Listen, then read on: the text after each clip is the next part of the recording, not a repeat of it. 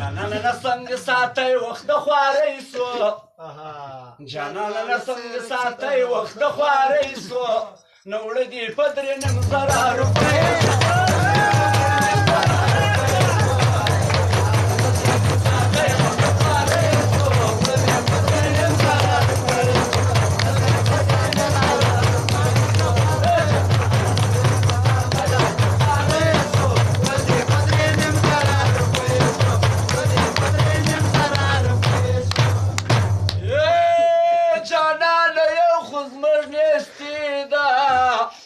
بل د عمران خان بادشاهي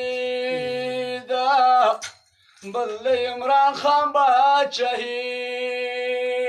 ده په 360 د غړو ګور کیلو ګیسو نن څنګه ساتي